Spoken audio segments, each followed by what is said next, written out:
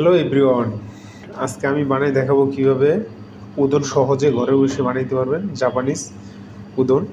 তো এর জন্য আমি যেটা করবো, অবশ্য ডোটা আমি কালকে রাত্রে বানিয়ে নিছি। বানিয়ে নেওয়ার পরে আমি এখন ডোটা দেখেন আমার পারফেক্ট একটা পড়ছে। উদনটা বানিয়ে দেখাবো আপনাদের। এই যে আমি ফার্স্টে উদনটা একটা কেটে নিয়েছি। হ্যালো এভরিওয়ান, আজকে আমি দেখাবো কিভাবে জাপানিজ হোমমেড উদন বানাতে হয়।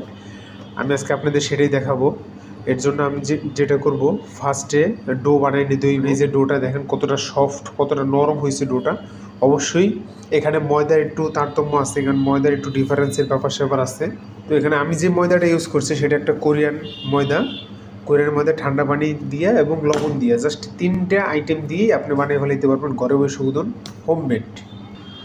ডোটার উপরে একটু ময়দা ছিটিয়ে দেবো, মেয়ে করবো, পিছিয়ে চলে যাবে। এই পাশে একটা সুইচ আছে, জাস্ট এটা প্রেস করবো, আমার ডোটা সুন্দর মতো আগে পড়বে। সুন্দর টিপ দেওয়ার পরে সুন্দর মতো আইয়ে পড়ছে আবার পারফেক্ট। দেখেন কতটা রাউন্ড শেপ হয়েছে।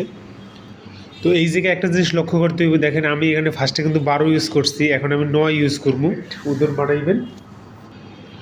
আমি এখন কেটে নিতেছি, এত বড় একসাথে করা যাবে না, উদনটা কাটা যাবে না।